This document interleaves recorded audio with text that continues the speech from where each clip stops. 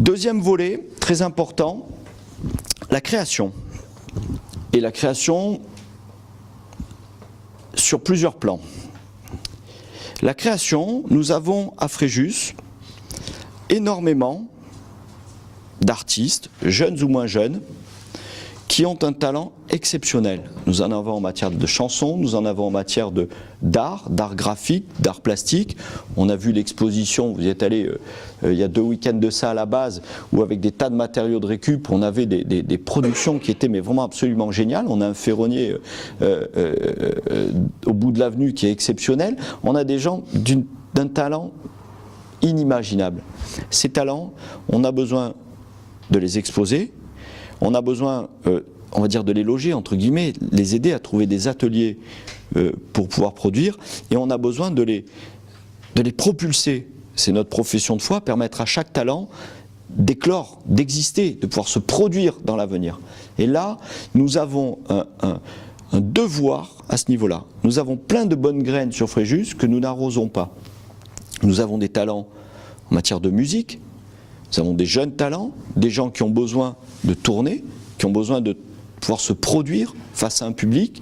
Nous avons des scènes, nous avons des fois des grandes stars, entre guillemets, que nous faisons venir de l'extérieur. Nous devons profiter de ces moments-là pour faire monter sur scène nos jeunes talents.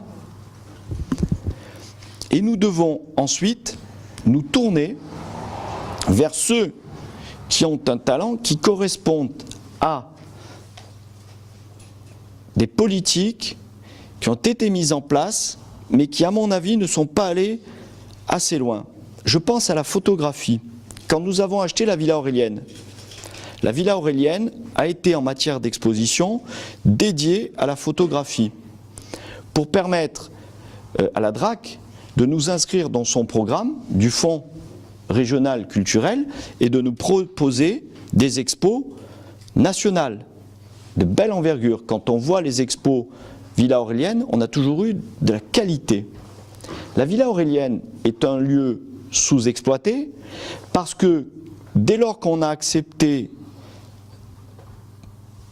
la photographie et d'être labellisé par le ministère de la Culture à la Villa Aurélienne, nous nous interdisions d'y faire toute autre chose.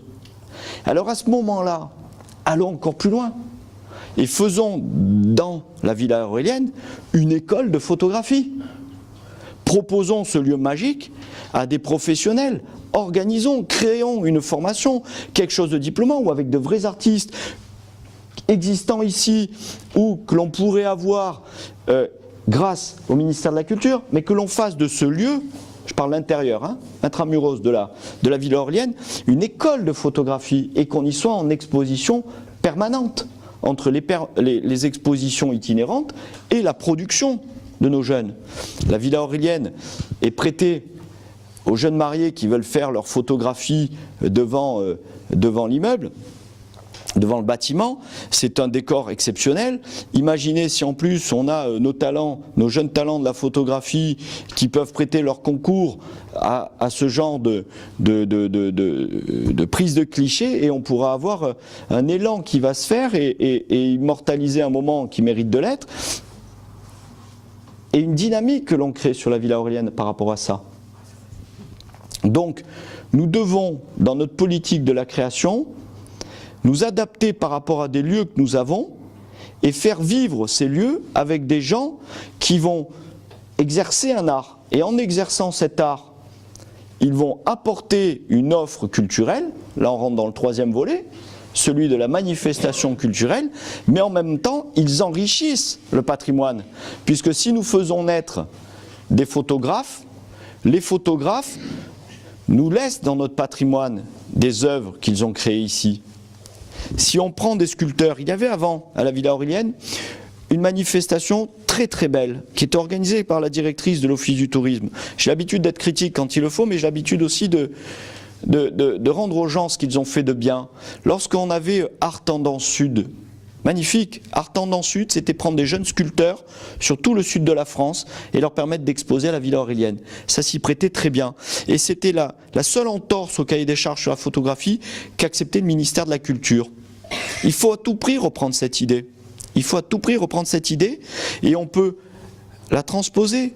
Parce que autant la Villa Aurélienne se prête à l'exposition de sculptures à l'intérieur, autant les jardins, le parc de la Villa Aurélienne peut se prêter aussi à de l'exposition de sculptures. Et là, on va taper dans le monumental. Je veux dire, si on prend des Bernard Venet et tout ce qu'il peut générer comme artiste derrière lui, le jardin, le parc de la Villa Aurélienne permet de créer un itinéraire de découverte de sculpteurs et de sculptures grandioses. Et donc on a un superbe patrimoine avec à l'intérieur une école de photographie, à l'extérieur des sculpteurs, et donc on a une offre sur un outil à l'heure actuelle sous-employé, on propose une offre culturelle permanente. Pareil, on a des jeunes talents qui répètent au studio de répétition que nous avions créé avec ACDC et qui est repris aujourd'hui brillamment par Média Massive, une association qui est là pour permettre à ces jeunes de tourner justement, de trouver des scènes pour pouvoir exposer leurs talents.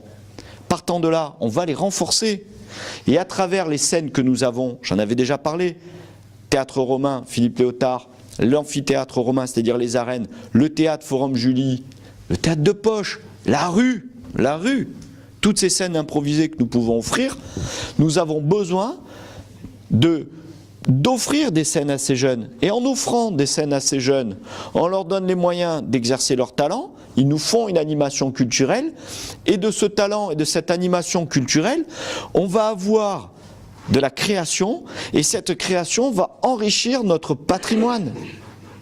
Donc nous devons le faire en permanence. Aujourd'hui, on a des espaces immenses, vides ou sous-employés. Donc nous n'avons plus qu'à créer cette énergie, à prendre ceux qui l'ont dans le sang, qui l'ont dans l'esprit, et leur donner les moyens de le faire. Et chaque fois, on va faire vivre un patrimoine, on va ouvrir un espace à de la création, on va créer de l'animation, mais en même temps, on va enrichir notre patrimoine. Je parlais tout à l'heure de sculpture, et c'était évoqué dans le tract que nous avons distribué. Je parlais d'un symposium de sculpture. J'y tiens à ce symposium de sculpture. Et il faut qu'il soit quadriennal et qu'on le commence dès 2015 pour qu'il puisse avoir sa deuxième édition juste avant la fin du mandat et en espérant qu'il soit perpétué dans le temps. Un symposium de sculpture, c'est que vous prenez une sélection de sculpteurs que vous allez héberger pendant une période donnée, 3, 4, 5, 6 semaines. Vous offrez le gîte et le couvert, plus une récompense, c'est normal, parce qu'ils vont travailler. Vous leur offrez un support, un bloc de béton, un bloc de marbre, de la ferraille. Vous les mettez sur la place de la ville, de l'hôtel de ville, ou une autre place, et vous les laissez travailler à la vue de tous les passants, qui vont voir une œuvre se créer, qui vont voir d'un bloc de marbre ou d'un bloc de béton devenir quelque chose, devenir une création. Et toujours pareil, on va habituer nos concitoyens qui partent dans des dérives terribles au niveau intellectuel dues à la crise, à la difficulté des choses. Alors on part dans ce qu'on disait tout à l'heure, je ne vais même pas revenir dessus parce que je passe à lire mon propos avec ça, mais des diatribes on peut les entendre où on se met à exclure les uns les autres et on rentre dans des insultes ignobles comme a fait l'objet notre ministre garde des Sceaux récemment. Donc on a besoin de ramener de la culture dans l'esprit de chacun pour permettre d'être réouvert aux autres, comprendre la différence, comprendre une façon de penser différente et comprendre qu'à un moment donné, quelque chose, je reprends l'exemple de la sculpture, il est très bien, un bloc de marbre, de pierre, c'est un bloc, on ne sait pas ce que ça va donner. Et on se rend compte qu'à la fin, il a une forme qui exprime quelque chose. Et donc ça permet de voir qu'entre le moment où on voyait la surface brute et le moment où on voit le produit fini, eh bien il s'est passé un laps de temps pendant lequel celui qui l'a enfanté savait ce qu'il allait faire et que nous ne le savions pas. et ça nous permet pendant toute cette période de s'interroger et d'accepter qu'il y a quelque chose que nous ne croyons, que nous ne comprenons pas, que nous ne voyons pas, et qui finalement prend forme.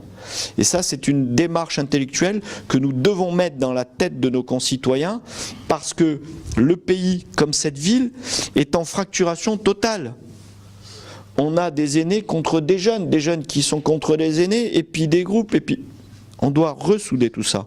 La culture est le seul lien, le seul moyen d'y arriver. Et avec ce symposium, je l'ai déjà dit, la première version d'ailleurs pourrait accueillir des sculpteurs que nous avons à Fréjus ou dans la périphérie, qui correspondent à des cultures que nous avons à Fréjus, notre culture ultramarine. Sur cette simple évocation de cette idée que j'avais soumise à Louis Duhaut, qui était chef de corps du 21e RIMA, on en avait parlé en 2004. Il avait décidé de le faire sur la place Cazeille. La place Cazeille est une place de Fréjus. Si vous ne la connaissez pas, je vous invite à la connaître. La place Cazeille, elle est au cœur du quartier Lecoq. Quartier Lecoq, c'est là où se situe le 21e RIMA. Profitez de prises d'armes qui ont lieu au 21e RIMA, ne serait-ce que la prise d'armes du grand rassemblement des troupes de marine le 1er septembre qui commémore les combats de Bazeille. Et vous vous retrouverez d'abord avec une prise d'armes magnifique, puisque vous avez tous les drapeaux des régiments de troupes de marine qui se retrouvent ce jour-là avec leur garde au drapeau dans une évocation et un défilé exceptionnel. Mais vous allez vous retrouver sur cette place Cazeille, où vous allez retrouver un hôtel de chacune des communautés ultramarines qui vit au cœur de ce régiment, qui vit au cœur de notre ville depuis la nuit des temps. Vous avez les Mélanésiens, vous avez les Polynésiens, vous avez les Wallisiens, vous avez la Nouvelle-Calédonie qui est là, on a les Réunionnais qui sont en train de créer une case. Toutes les communautés sont en train de créer un hôtel symbolisant leur culture. C'est magnifique. Prenons cet exemple, prenons ces artistes, mettons-les sur la place de l'hôtel de ville, alors tous ensemble ou les uns après les autres. Parce que finalement, si un mois on a le mélanésien, le mois d'après on a le tahitien, etc., etc., ça nous permet sur une année d'offrir 1 an de symposium, donc 1 an d'offres culturelles là-dessus. Et à la fin, il nous reste autant de sculptures que nous avons eu d'artistes, que nous avons de quartiers dans la ville. Et ça nous permettra de prendre ces sculptures et de les amener et de les exposer ad vitam aeternam dans chacun des quartiers. De ne pas réserver la culture pour une élite, mais pouvoir mettre une sculpture à Lagachon, pouvoir mettre une sculpture à Sainte-Croix, pouvoir mettre une sculpture à Villeneuve, pouvoir mettre une sculpture à Saint-Jean-de-Cannes, pouvoir en mettre une à Caïs, pouvoir en mettre une à Saint-Égulphe, etc., etc. C'est-à-dire qu'on va amener cette culture dans les quartiers. Et donc, à la fois, on aura fait une animation culturelle, on aura ouvert une porte à la création, et nous aurons enrichi notre patrimoine. Et on retrouve cette démarche que nous avons systématiquement, où quand on veut, vous le voyez chaque fois, pousser un dossier, on fait en sorte que les dossiers que nous poussons s'ouvrent sur plusieurs facteurs, plusieurs points, plusieurs enrichissements pour la ville. Et donc, cette idée du symposium, elle est coûteuse, c'est la raison pour laquelle il faudrait la faire que tous les 4 ans, et c'est bien, parce que quand une expo est rare, Art Tendance Sud, dont je parlais tout à l'heure, je ne veux pas dire de bêtises, mais je crois qu'elle avait lieu tous les 2 ans. C'était ça, c'était tous les 2 ans. Donc, et cette raréfication l'amplifie. Et donc, nous devrons le faire.